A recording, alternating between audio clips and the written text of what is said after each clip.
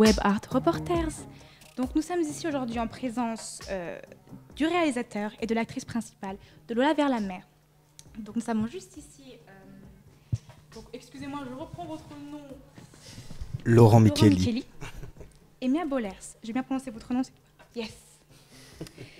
Alors, notre studio se trouve justement dans les locaux de l'association LGBT ADEOS. Donc merci de nous avoir prêté vos local, pardon. Voilà, vos locaux plutôt. Nous avons donc ici le fondateur et créateur d'ADEOS, et président d'ADEOS, pardon, donc Frédéric Hay. Bonjour à vous. Enchanté, bonjour à tous et à toutes. Et nous avons juste ici Christelle Mila, qui est donc membre de la commission transgenre et qui est aussi bien sûr un parent d'enfants transgenres aussi. Bonjour Christelle. Bonjour. D'accord, donc je vais commencer par quelques questions assez générales sur votre orientation dans le monde du cinéma. Donc, qu'est-ce qui vous a poussé vers l'univers du cinéma à l'origine? Du cinéma à quoi, à pardon? À l'origine? Oui. Alors moi je suis comédien de formation, en théâtre principalement. Et puis j'ai fait 2 mises en scène de théâtre dans le passé et je travaillais sur une troisième possible mise en scène de théâtre, donc spectacle destiné à la scène, sauf qu'en travaillant cette écriture, je me suis rendu compte que la façon dont je voulais parler du sujet de ce film, ça se prêtait plus au cinéma qu'au théâtre. Donc j'ai essayé simplement de me lancer dans le fait de faire un long métrage, mais sans avoir jamais fait de cinéma auparavant. Donc c'est comme ça que je suis arrivé au cinéma.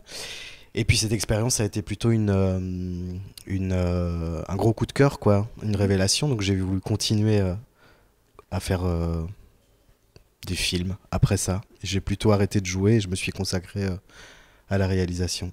D'accord. Donc c'était vraiment un coup de cœur pour le monde du cinéma finalement alors? Pas pour le monde du cinéma, pour le fait de réaliser, de raconter des histoires au cinéma. C'est surtout ça qui m'a passionné. C'est le média cinéma, c'est ce que ça permet. C'est ce que ça permet, quoi, pour raconter des histoires, pour les transmettre. Que je trouve que c'est un média passionnant et que le métier de réalisateur est multiple et sans fin, ce qui me convient assez bien, je crois, avec ma personnalité. J'aime bien avoir plein de choses à apprendre tout le temps. D'accord, merci beaucoup. Alors, je voulais justement évoquer votre premier long métrage, donc Even Lovers Get the Blues, super accent anglais, yes. C'est ça. Du coup, vous abordez déjà des thématiques relatives à la communauté LGBT dans ce premier long métrage, si je ne me trompe pas, bien sûr, corrigez-moi sinon. Et d'ailleurs, vous avez reçu des distinctions en ce sens. Donc, je vais en mentionner quelques-unes. Donc, il y avait le Best Narrative Feature au Tel Aviv International LGBT Film Festival en 2017 et la mention spéciale du jury au Durban Gay and Lesbian Film Festival en 2017. Oui, ça doit être ça. Ouais, vous les avez retenus, quoi. Je peux comprendre. si, mais le festival à Tel Aviv, j'y étais, donc ça, je m'en souviens, mais l'autre, j'y étais pas. Mais oui, il y a eu quelques prix, et effectivement, le film a fait pas mal de festivals queer et LGBT, parce qu'il aborde en partie des thématiques LGBT. Il y a des personnages gays et bi, et puis hétéros aussi. L'idée, c'était d'avoir une espèce de galerie de personnages, de regard pluriel sur une génération et sur les relations amoureuses et sexuelles et sur l'intimité des couples et non-couples d'ailleurs dans une génération à un moment donné. D'accord. Après, la suite de ma question, c'était plus pour vous demander justement si vous abordiez ces thématiques-là finalement parce que vous estimez que finalement cette communauté-là n'est pas assez présente dans le cinéma francophone. Est-ce que c'est ce que vous pensez ou... J'aborde ces thématiques parce que c'est des thématiques qui me concernent directement, qui me sont proches, que je suis très à l'affût et curieux de ce qui se passe pour les droits LGBT.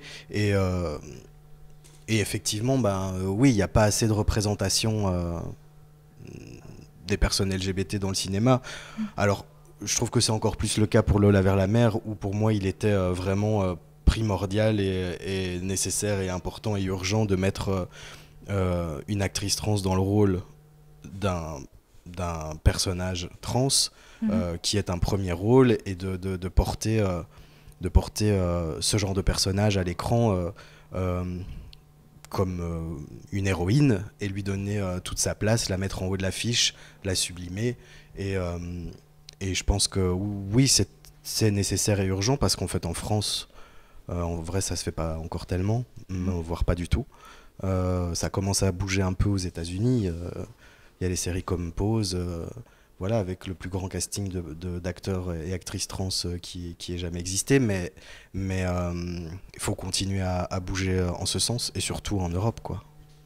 Donc voilà, mais je l'ai pas fait. Je sais pas comment dire. À la fois, il y a un truc politique et militant là-dedans, et en même temps, c'est assez naturel pour moi d'aller vers ça.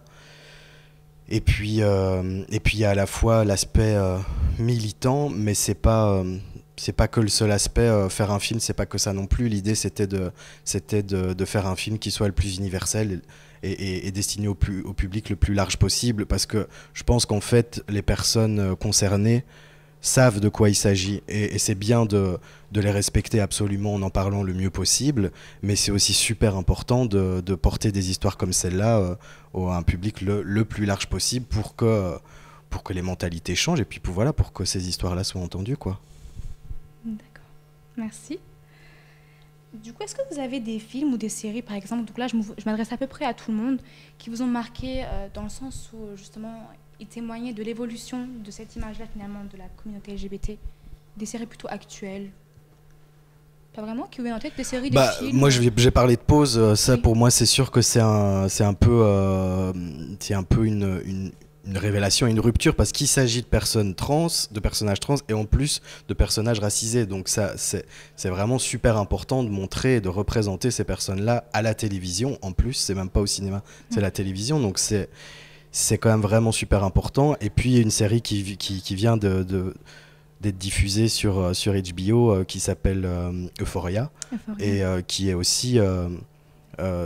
Enfin voilà, qui aborde toutes sortes de thématiques et qui a un personnage trans.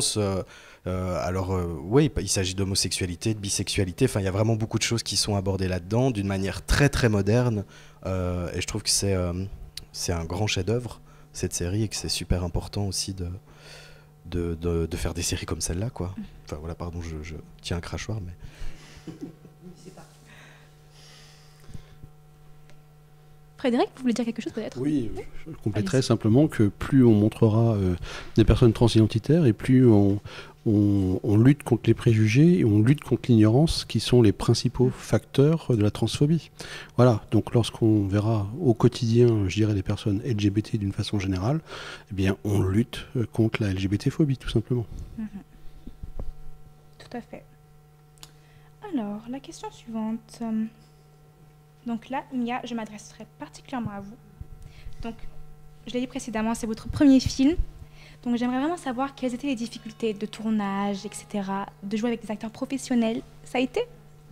Oui, ça s'est relativement bien passé. C'est une expérience avant tout humaine qui m'a enrichie à ce niveau-là.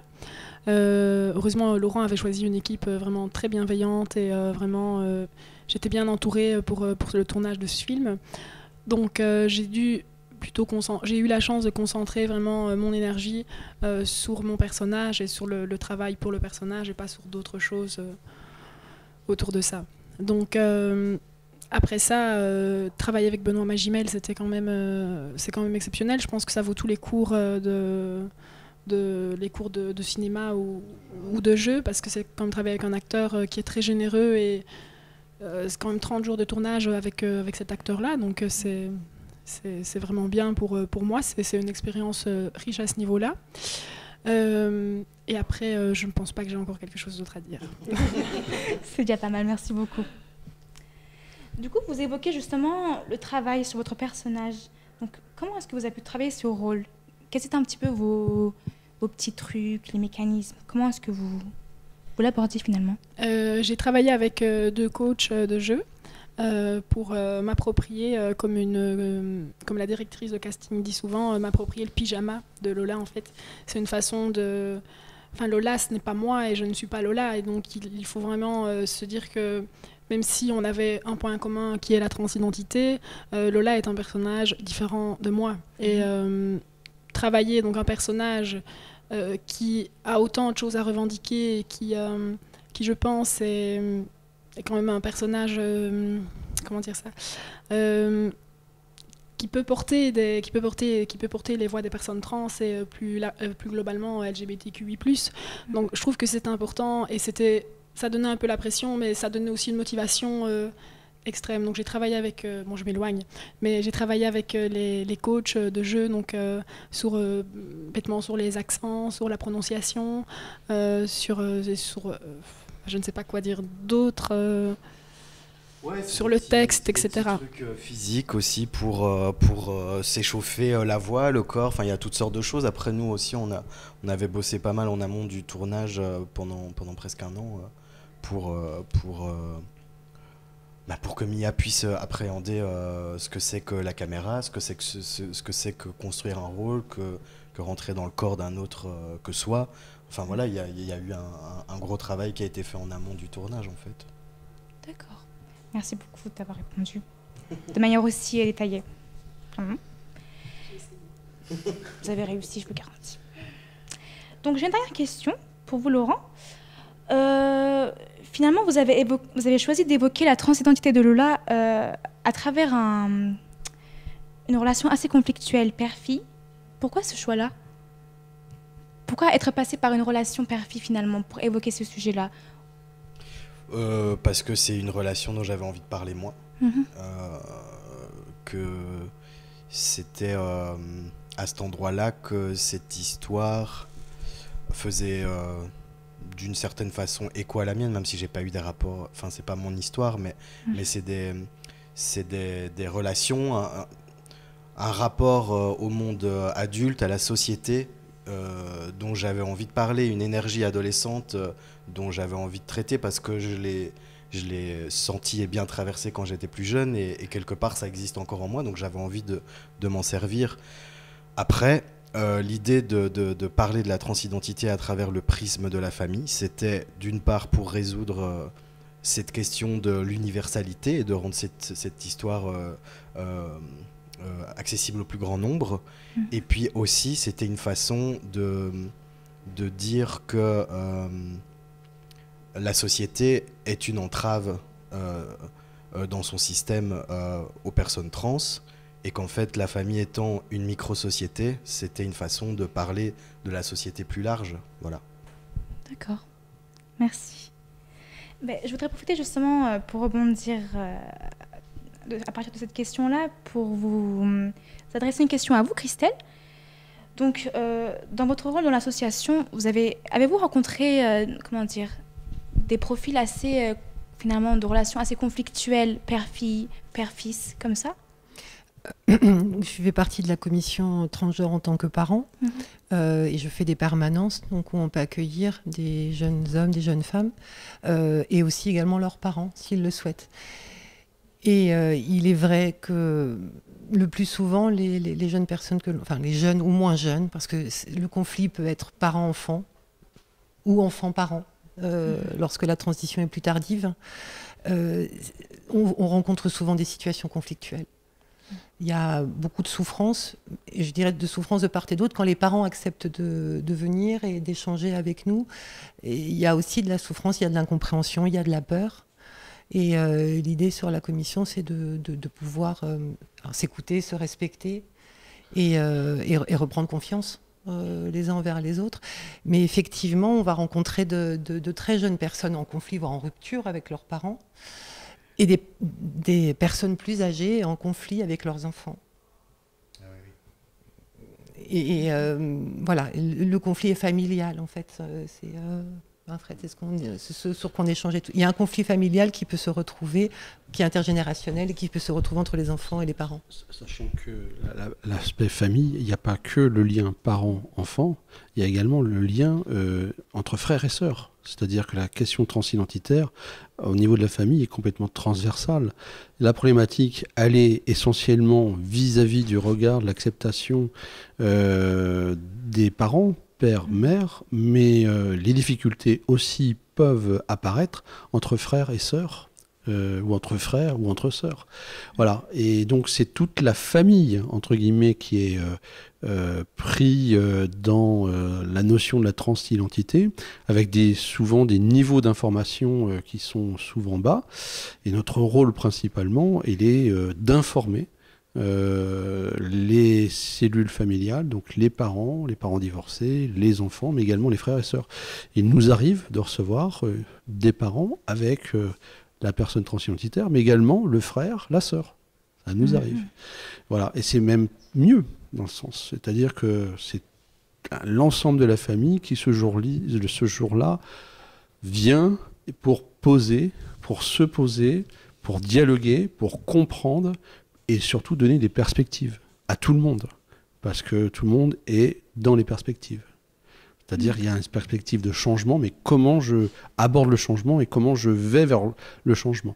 Et c'est un processus long, c'est un processus beaucoup plus long que faire son coming out en termes d'homosexualité. La question transidentitaire prend des années. Et donc, il y a un long cheminement collectif, familial et individuel. Voilà, c'est toute la complexité, la très grande complexité de la transidentité, au-delà des cas individuels transidentitaires eux-mêmes. Voilà. D'accord. J'arrête là. Non, mais c'est marrant parce que ça me fait penser au fait que bon voilà, mon film il se passe sur 3 jours et que la finalité du film, sans en parler clairement, mais l'idée c'était quand même justement de pas rentrer dans un système où tous les conflits seraient résolus absolument en 3 jours parce que c'est absolument pas possible et pas vrai, que en fait c'est vrai, ça prend du temps, quoi. Cette notion de temporalité sur la question transidentitaire est très importante, à la fois pour la personne qui vit la transidentité, mais également son entourage. Oui. D'accord. Donc, Frédéric, justement, vous évoquez votre rôle. Donc, j'aimerais vous demander à chacun d'entre vous, quel est votre rôle au sein d'Adeos, justement ? Alors, moi, je suis le président fondateur d'Adeos, l'association d'aide de défense pour l'égalité pour les orientations sexuelles. C'est en fait un centre LGBT. Et la question transidentitaire, on l'a pris, nous, tardivement, c'est-à-dire on a été créé en 2005 sur Saintes, historiquement. On a développé un local associatif en 2007, 2 ans plus tard, et c'est en 2017, 10 ans plus tard, qu'on s'est installé sur Angoulême, et en faisant un copier-coller nettement mieux d'un centre LGBT. Voilà. Et donc, alors la question c'était... Quel est votre rôle au sein d'Adeos ? Le rôle il est surtout essentiellement d'animateur et de coordinateur. C'est le rôle de tous les présidents. Et d'arbitrage, je dirais, des fois aussi. Voilà. Mais il est surtout le rôle, il faut un moteur dans une structure associative. Et le président, en général, il a un moteur particulier, c'est le gros moteur. Et après, il y a des petits moteurs à côté qui lancent tous les programmes, tous les projets. Voilà. Et Moi, je suis un petit moteur. C'est un petit moteur et un gros moteur. Chaque commission, c'est un moteur. Voilà. D'accord. Bon, on a beaucoup de commissions dans l'association. D'accord. La commission trans fait partie de l'une des commissions, mais on a une commission juridique, on a une commission droit d'asile. On est habilité d'ailleurs au FPRA. Et donc, en fait, la question transidentitaire relève également parfois de ces 3 commissions transversale, c'est-à-dire qu'on reçoit des demandeurs d'asile transidentitaires étrangers.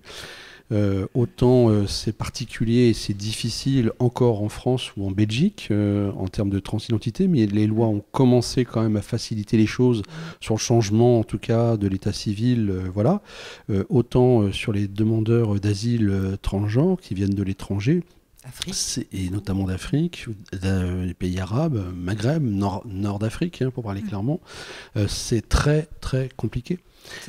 C'est très compliqué, c'est trop dangereux, et ceux et celles qui arrivent à venir déposer leur demande d'asile dans nos pays, la Belgique ou la France, malheureusement, sur un dossier, il y en a combien qui ne sont pas, qui sont plus là, je dirais même. Voilà, c'est la partie visible de l'iceberg. Voilà. D'accord. Donc j'aimerais juste... Pardon, je vous coupe, mais le temps va nous manquer. Donc j'aimerais vraiment demander à Christelle quel est votre rôle aussi, donc s'il vous plaît.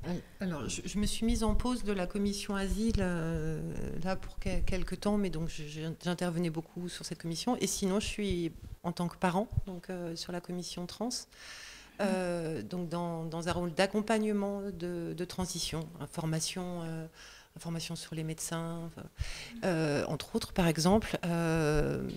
Et puis, et sur la permanence d'accueil, à Angoulême, il y a une grande population, une forte population de très jeunes. Oui. Très jeunes.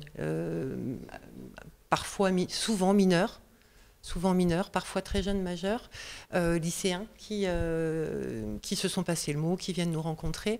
Moi, je suis parent d'un enfant agenre et non binaire. Donc, c'est rapidement le bruit a couru qu'on pouvait trouver à Déos un lieu d'accueil satisfaisant et confortable. Voilà, donc mon rôle dans l'association, c'est d'accueillir au mieux possible, de donner des informations sur le lieu, sur ce qu'il est possible de faire, et puis tout simplement de se poser aussi un petit peu dans un endroit où on va pouvoir boire un coup entre copains, pas uniquement un lieu militant, mais aussi un lieu festif, parce qu'on est aussi un lieu festif. On est très sérieux, mais on est aussi un lieu festif. Voilà. Merci beaucoup. Alors, on va passer à une différente partie maintenant. Donc, celle que je vous avais évoquée juste avant. Donc, celle concernant les clichés. Alors, j'aimerais vous demander si vous connaissez ou avez entendu personnellement des clichés relatifs justement à la communauté transgenre. Et quelles sont vos réactions par rapport à ces clichés généralement quand vous les entendez ou quand vous les dites personnellement d'ailleurs. Voilà. À vous, à votre enfant par exemple. Donc, qui veut commencer? Ah non, mais je sais pas. Vous savez pas? Sinon, pour vous inspirer, j'ai un petit bocal juste ici. Avec, bon, il n'y en a pas beaucoup, mais voilà. J'ai essayé d'en recenser en demandant à mes propres amis. Du coup, je vous le fais passer et puis voilà, je vous laisse. Ça peut peut-être vous inspirer.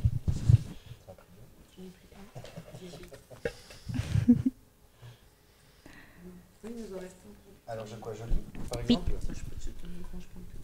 Tu peux pas dire que t'es une fille si tu t'habilles comme un garçon. Ah, qui a écrit ça? Qui a dit ça plutôt? Qui a dit ça? Du coup, si on vous... Pardon, bah je vous laisse lire. Le mien est à peu près similaire, c'est une fille qui s'habille comme un mec est forcément lesbienne. En fait, il faudrait simplement déconstruire les vêtements. Je veux dire, les vêtements, c'est une histoire de mode, c'est une histoire de textile. C'est certainement pas une histoire de genre. Si on regarde dans d'autres cultures, par exemple, ne serait-ce qu'en Irlande, c'est fréquent de porter des kilts. Si on va regarder les Inuits, il n'y a pas de vêtements genrés. Ils n'ont qu'un seul style de vêtements et aussi bien femmes ou hommes portent le même style de vêtements. Donc il faut vraiment déconstruire cette idée que les vêtements sont synonymes d'un genre ou dans l'autre ou de pas de genre du tout. Et je veux dire, c'est culturel avant tout et c'est la mode aussi avant tout. Oui. Donc je pense que le plus important, c'est de porter des vêtements dans lesquels on se sent bien. Et un petit conseil, si on a des remarques de personnes ignorantes, soit on joue pédagogue, soit il faut que ça nous passe au-dessus de la tête, parce qu'on en aura toute notre vie des remarques. Moi, personnellement, enfant, j'étais une personne assez fluide, et on me traitait tout le temps de fille manquée. Et maintenant, je suis certes bien dans ma peau, et j'ai trouvé mon point de confort, et je suis toujours la même personne, des fois assez fluide. Et quelquefois, des personnes qui ne sont pas au courant de ma transidentité me disent « garçon manqué ». Et quoi qu'on soit, quoi qu'on fasse, on sera toujours catalogué d'une personne à une autre. Et la seule façon, c'est d'être pédagogue et d'expliquer aux gens que des vêtements ou des activités ne seront pas liés à un genre, quoi. Ça me fait juste rebondir par rapport au personnage de Lola, c'est qu'on a quand même essayé de construire un personnage qui soit... certes, elle se définit comme une femme trans binaire, mais en même temps d'essayer de déconstruire une forme de féminité, de cliché de féminité, c'est-à-dire qu'on peut être une fille trans qui fait du skate parce qu'elle en faisait avant sa transition et qui porte un blouson jaune, mais en même temps un petit short un peu sexy, enfin voilà, qui est pas, parce que on parle de clichés, de qu'est-ce qu'on a entendu, et je me suis rappelé dans une interview l'autre jour que pendant la sortie de Lola Pater, j'avais lu des interviews sur ce film, et Fanny Ardant disait que le metteur en scène de ce film lui avait dit « Ah mais moi, ton personnage va se construire par les ongles, les femmes trans se construisent par leurs ongles, c'est là-dessus que ça commence. » J'avais été hyper choqué, je me dis « Mais qu'est-ce que c'est que ces conneries ? Comment on peut encore... » Moi, j'ai enlevé le vernis tout à l'heure, mais moi j'ai du vernis, elle pas. Bon, bref. Non, mais tout ça pour dire que c'est d'une idiotie absolue. Et voilà. Et donc, c'était quand même vraiment l'idée dans ce film de dire, mais on va essayer de rendre l'aspect de ce personnage le plus fluide possible, le plus contemporain du coup et moderne possible, parce que je pense que c'est vers ça qu'on va petit à petit. En tout cas, qu'on lutte pour aller vers ça, quoi. Oui. Une autodétermination en fait. Ouais. Je confirme tout. Peut-être que vous pouvez lire vos petits papiers aussi, ce serait pas mal. Alors, t'es transgenre, petit point. Du coup, c'est quand tu te fais opérer. La fameuse. Encore une fois, je pense que l'autodétermination d'une personne, ça prime sur tout en fait. Et je pense pas qu'il y a un modèle, un archétype d'une transition à valoir. Je veux dire, une personne qui va, je vais prendre mon exemple, qui va genrer du masculin vers un dit féminin, il n'y a pas un archétype, tiens, il faut faire telle opération, puis celle-là, et enfin la finale. Non. La finale, pour une personne, ce sera peut-être simplement, je ne sais pas, de se refaire la poitrine, ou pour une autre personne, sa finale, ce sera peut-être de ne pas se faire opérer du tout, ce sera peut-être juste une hormonation, ou même peut-être pas du tout d'hormonation. Je pense que la transition, elle est beaucoup plus sociale que physique et chirurgicale. À partir du moment où on trouve son point de confort, je pense qu'il n'y a pas de questions à se poser, et en tout cas, surtout pas des questions intrusives comme celle-là, en fait, parce que c'est une question qui est intrusive. On ne demande pas à des personnes, j'ai envie de dire, lambda, qu'est-ce qu'elles ont dans leur pantalon, et comment est-ce qu'il est ou comment est-ce qu'elle est. Enfin, ça ne se pose pas ce genre de questions. Ce sont des questions intimes et intrusives. On ne peut pas les poser à des personnes trans. Merci. Et vous, Christelle, votre papier ? La transidentité, c'est une mode. Je rebondirai encore là-dessus. La transidentité est une mode. La transidentité est une mode. Je vais dire, pour le moment, c'est peut-être un fait de société, on en parle un peu plus, mais heureusement, il y a l'ouverture des esprits qui commence à se crier, et on va vers ça. Tout à l'heure, je pensais justement, quand Christelle parlait qu'il y avait beaucoup d'enfants mineurs qui étaient trans, et on dit oui, mais regardez, tous ces enfants, c'est parce qu'ils sont pris avec la télé-réalité ou d'autres choses comme ça, mais en fait, non. C'est juste qu'il y a une plus grande visibilité de la communauté LGBT et de la communauté trans. Et donc, forcément, comme il y a une plus grande visibilité, il y a moyen d'avoir des informations beaucoup plus facilement. Et sans ces informations, la majorité des personnes trans ou à genre vont se dire je ne me sens pas bien, je ne sais pas ce que j'ai, et elles ne vont pas savoir. Alors que si il y a une information et une plus grande visibilité, on peut se retrouver directement et savoir s'aider soi-même et pas forcément aider les autres, quoi.